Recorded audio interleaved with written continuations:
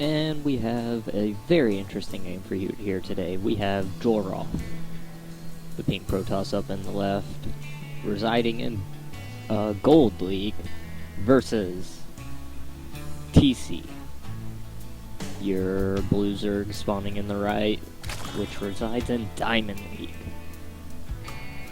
I'm expecting something rather cheeky from Joarath, because he is aware of the skill difference here. However, he is Protoss, and the internet has led me to believe that Protoss are overpowered. And, you know, the internet's right about everything. You're not allowed to put lies on the internet. I'm very interested to see how TC is going to open up, because... well, yes, because I'm a Zerg player. I'm curious if he goes for the hatch first in CVP, or if he chooses to go pool first. Because if you go hatch first and they open forge first, then you can often get pretty wrecked by cannons. However, it looks like he's drone scouting and then going into a hatch first, which I like. Scouting to see if he can make the... or if Joarath has the ability to cannon him, and then he's going to take the hatch. Which, yeah, it's incredibly safe.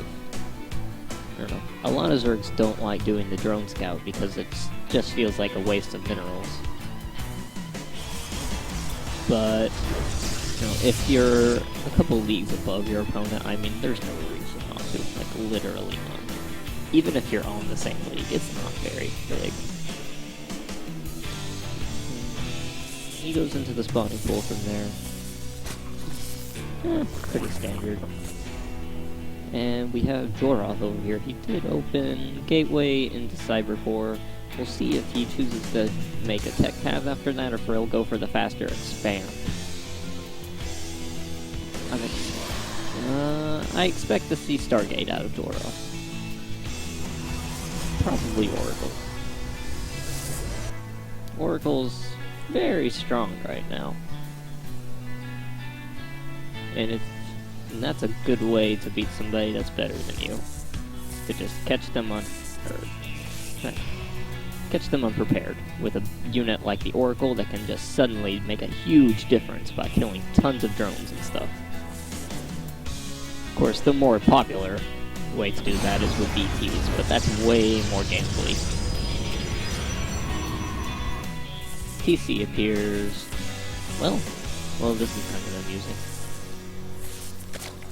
That spawning pool at 3/4 health to a probe. Sadly, Zerglings come out and a queen. Bye-bye, little probe. TC, getting the scout off, but sees almost nothing. Like, Joarath did go for the fast expand, and... yeah... so there's not going to be much either person's going to want to do. Like, they're both going to want to macro up for a while, which... I'd say that goes pretty well for TC, because he's already getting his third, which is a normal time, but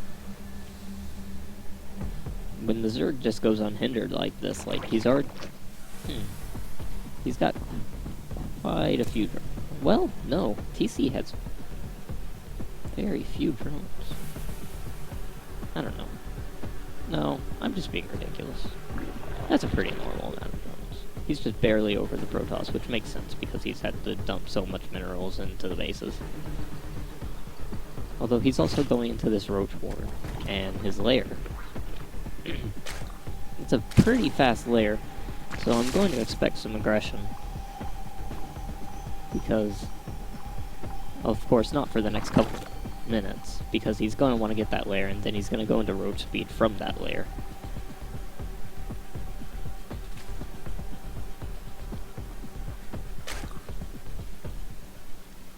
Meanwhile, Joarath has no tech, making lots of gateways. 1, 2, 3, 4, 5. He has 5. He can definitely do aggression with this. I'm not sure if he will or not. Oh, he definitely will. Proxy pylon. Although, He's gonna have to go through these rocks to actually get anything done, and I think TC will notice. I can't be positive. And TC's already got roaches coming out and roach speed, so I don't see him getting too much done here. He needs to be macroing harder. Like, he's only making one probe right now. Should probably be chronoing out probes. And getting tech now. But he's gonna go with the 6K pressure.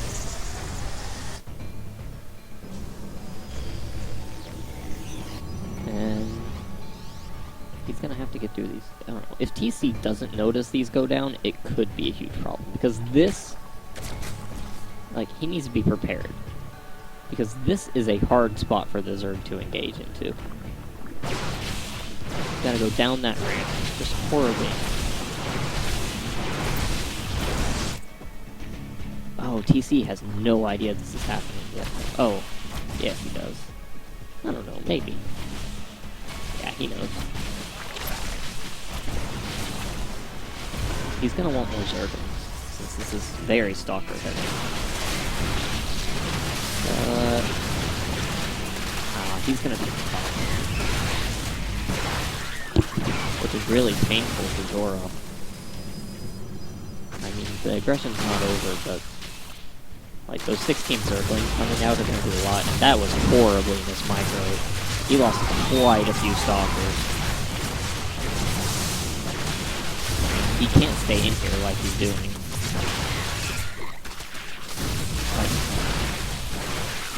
He has enough stalkers to keep pressuring, but if he loses things to this micro light, then it's just not worth it. And he's horribly delayed his tech by doing this, so he has to get damage done. PC, though, is not handling this perfectly. Like, yeah, the engagement's fine, but he's built up a huge mineral bank because he's been busy trying to micro this and stuff. So, I don't know, after this aggression ends, though, he's probably going to be able to spend all that money and have this huge attack. Because he's way up in workers. Well, not way up, only 7 up. Man, he's definitely getting overdone.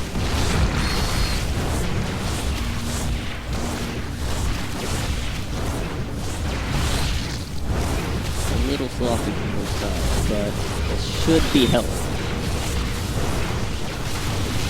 He's willing to get gases up, but he just, like, he's busy defending them. Micro was trying to get there. I mean, those Zealots should probably be doing something. Now they will. It's really odd.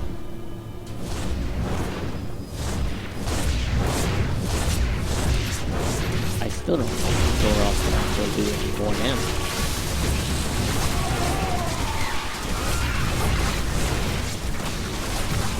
But he will try.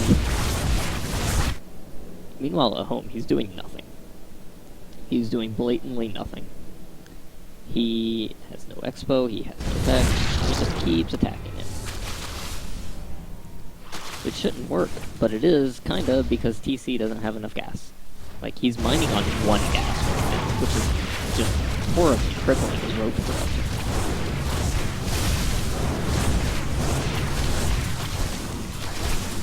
That being said, it's all cleaned up now.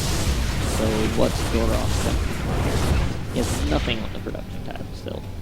He just started making probes again. But PC, now that he's not under pressure, should probably be able to just take those gases, maybe drone up a bit more, and have this huge counter swing that Joarath's just not going to be able to stop. Like, roaches are pretty good against all gateway units. Not gonna lie. And yeah, Joarath, like, if he goes into the natural right now, he wins. If he hangs back and macros up, he wins. If, you know, Joarath needs to do something incredibly cheeky right now. I would like it if if Dark Shrine went down, because DTs are just probably one of the only ways he's going to still be able to win this game. This is gross to watch.